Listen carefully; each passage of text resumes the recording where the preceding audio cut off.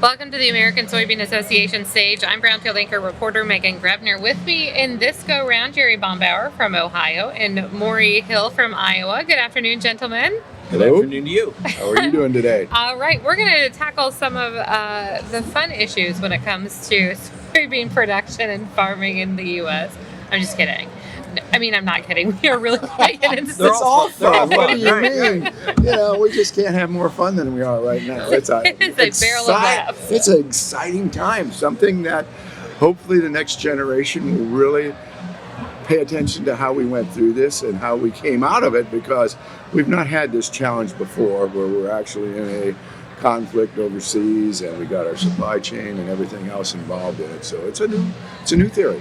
It's really interesting. You think about, I was small in the 80s when through the major farming crisis, but I do remember bits and pieces of my, how the feeling that like my dad would come home with from the farm and being around that. And it's just a different set of circumstances. And what do you, when you talk to younger farmers who are going through this now, what do you tell them, Morey, about how to manage this kind of crazy, unpredictable economy and environment that we're in right now?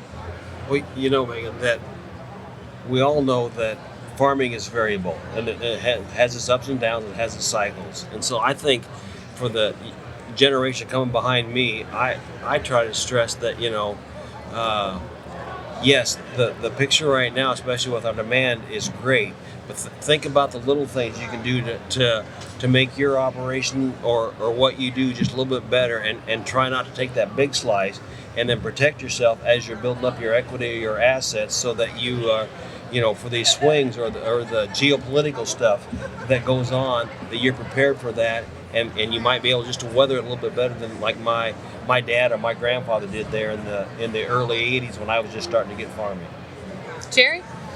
Well, I guess we have problems, but the one major thing that is different today, and our children or next generation has it to look forward to this time, we have cheap interest.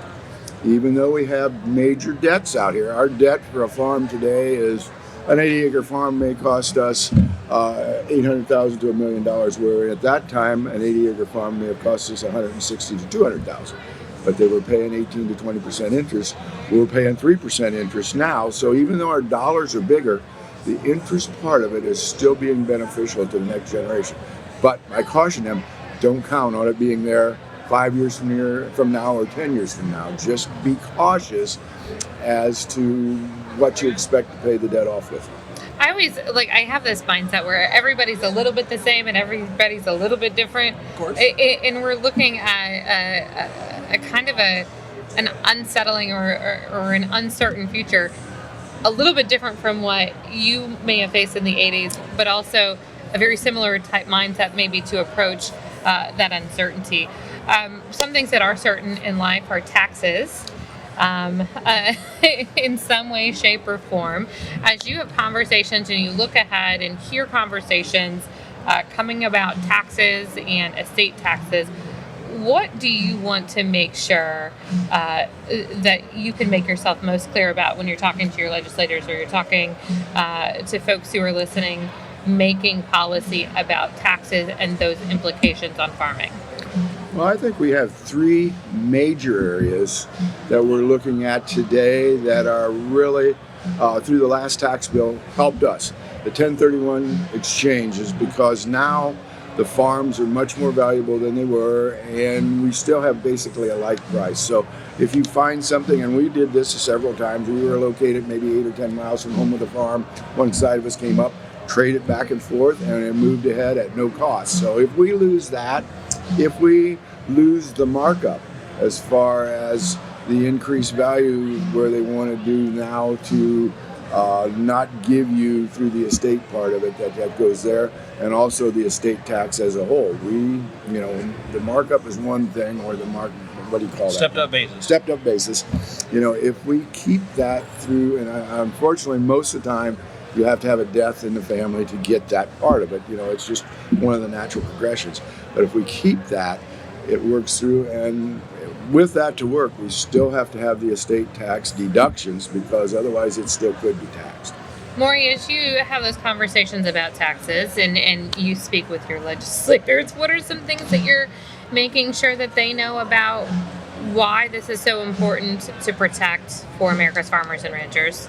Well, the biggest thing I try to convey is that right now agriculture has got they're the darling of the ball, so to speak. Right now, everybody's looking at agriculture with the climate solutions and the carbon and with our demand. Things look very good. But I want my legislator to know that it is still a family business and a family farm, and that's for that inheritance tax, so that I can pass it on to my kids or my grandkids. That they don't, like Jerry was talking about as far as our increased valuation, that's protected between the inheritance tax and stepped-up basis, so they're not saddled with such a tremendous debt upon inheritance or transfer that they can't keep the farm. And that's just as important as keeping the business on Main Street in my book. Just one other thing to add. In our resolutions tomorrow, we have a resolution proposed that we would have an exemption on farm equipment used that we would pass on down as we get out of it, originally it was for young farmers, but I think we'd like to see it for whoever you go to, an exemption for tax payments on a portion of our farm equipment when we retire out and move on. So it's a proposal. We find out tomorrow if it actually becomes part of our resolutions in our process there, and if it does, then we need to approach our legislators to try and promote that. And advocate for that particular piece. Yes. But it's another way to try and help kind of pass those assets, that us older generation farmers have acquired, but pass that on to the next generation to help them get started, and so that they can continue down that road of feeding the world.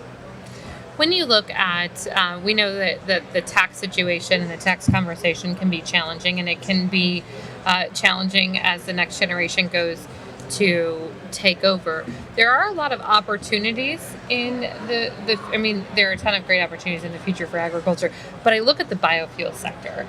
Talk to me a little bit about how that creates demand opportunities here at home and why it's so important to make sure that you're protecting that sector. Okay, the biofuels, and we speak more about the soybean portion of it, the biodiesel, the renewable diesel, and soon to come about is a sustainable aviation fuel, which they're just starting on now. We've been pretty successful in getting our growth of the biodiesel industry with our tax incentives that we've given the industry, and they have come a long way. Now we're into the renewable diesel. In the soybean world, we're not going to have enough soybean oil to go around for everybody. We had a conversation down here with the refinery, Diamond Green, and they're partially owned by Darling. And he said we're basically tapped out of that source of feedstock in the animal industry product of it. We're using it all. We don't have any more that we can get there.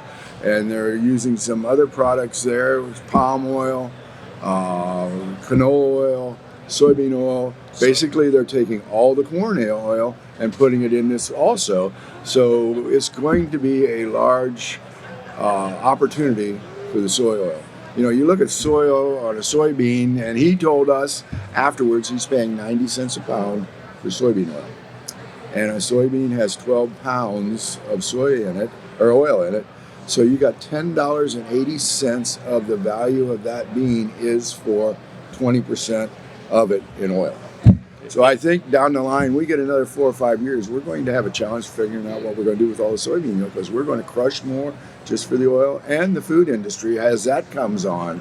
And the industry likes our oil there coming down the line. So it is outstanding. It does a really, really good job. They said the tailpipe, when you test the emissions coming out of the tailpipe immediately when you put bio in it, either renewable or the biodiesel, it makes a huge difference there.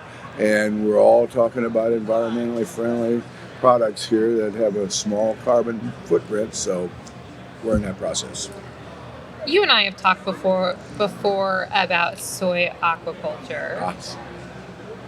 As you look at that soybean meal, figuring out what to do with that, and it's probably we're getting to a little bit different hat. So hopefully I'm okay. We're okay here. Is that an opportunity too for the soybean meal aspect of it? 90% of the seafood eaten in the U.S. is imported. Yep. And we are feeding a major portion of it. We probably at this time have 5, 6, 7 different research projects. We have University of Idaho is doing next generation where it's selective breeding, and they're finding that in the rainbow trout they have been able to increase the inclusion rate of soy from 15% to 40%. So yes, and there is a tremendous need. What we're working with USEC and trying to figure out is how can we keep aquaculture in the U.S. We now take our soy and put it overseas. They grow the organism over there, regardless if it's fish, shrimp, whatever. Then they process and send it back to the U.S. And it's still cheaper than we can produce in the U.S. Why haven't we included that process? So yeah, it is an unbelievable thing. Right now we got lots of salmon. I think they told me there's going to be 7 billion pounds of salmon produced in the next 10 years in the U.S. for consumption there. We're working on projects with the Atlantic salmon, trying to get the inclusion rate of soy up again there. We're very good in the shrimp, and some of our catfish, we're probably 80-90% of their protein is soy. So, Fantastic. yeah, and we had a project with an alligator farm. You laugh about this, but we had an alligator farm, and they really like the soy, and we're going to we're going to do another research project with them. And the one interesting part, there's others, but the one really interesting point to the board was we hear about the intestines, the stomach, what kind of reaction it has to soy. Well, when we got done with the project, they flopped the dead alligator right down on the table in front of us, cut it open, started at the throat, the stomach, the heart, the lungs, the intestines, and showed us every part of it and what the reaction was to soy. And he said, there is no reaction. It works perfect in the alligator. Fantastic. It is. Gentlemen, as you head into the 2022 planting season, just as we wrap up today, what are some of your just kind of flash in the pan thoughts about what to look ahead to this year? I don't know if we're really changing anything lately. I can tell you my son is a seed dealer, and in that process, I don't think we have switched 5% from corn to soy. Basically, we have a full array of corn sales, and one of them passed off maybe 40 or 50 acres to go back to beans there, but very, very little change. I think the biggest challenges we see this year are our inputs. Not only cost, but availability. A lot of the sprays are really going to be hard to get your hands on, regardless of what the price is. They're all doubled plus. And the fertilizer, the nitrogen, yeah, it's high. We've got it purchased, but the last time we talked with them, they're about 45 days behind and not that they don't want to, they are not given the product on the river. We're in Ohio, most of ours comes off the river.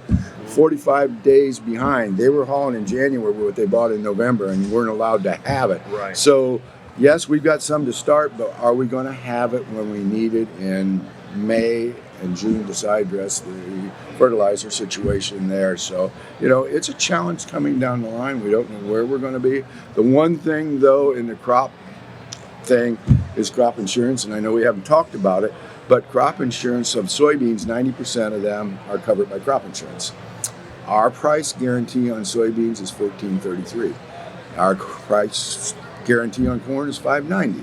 Yes, we have increased prices, but we are guaranteed a good value at the end, that we're going to get a good price out of it, regardless of what it does on the market. But we will get a good price out of it. It's guaranteed there. So that's the one bright spot of the supply of planting and everything else along the way. Seed is not a problem, I don't think. We pretty much got a good cover on all that. Very, very few varieties that you're not able to get. Some of them are sold out, but most of them are all there. That's not a problem though. Morey, final thoughts? On Jerry's comment earlier about the supply of of meal because of the demand for oil to make renewable diesel, aviation fuel and stuff. You know, ASA is a policy organization, and we thrive on markets and trade. And so if we have meal, we'll find a place to sell it, and we'll gladly sell it to anybody that wants it. As far as coming down for this year, the wild card is always Washington, D.C. If some regulation comes out of the blue, or that some chatter about something that's going to hamstring us from doing what we do every day, that might keep me awake at night, which is why we go to the DC and have our board meetings and meet with our legislators so that we can convey those thoughts and make sure that our livelihood and what we do is kept safe. Gentlemen, thank you so much for your time. Morey Hill from Iowa, Jerry Bambauer from Ohio. I'm Meghan Grebner for Brownfield.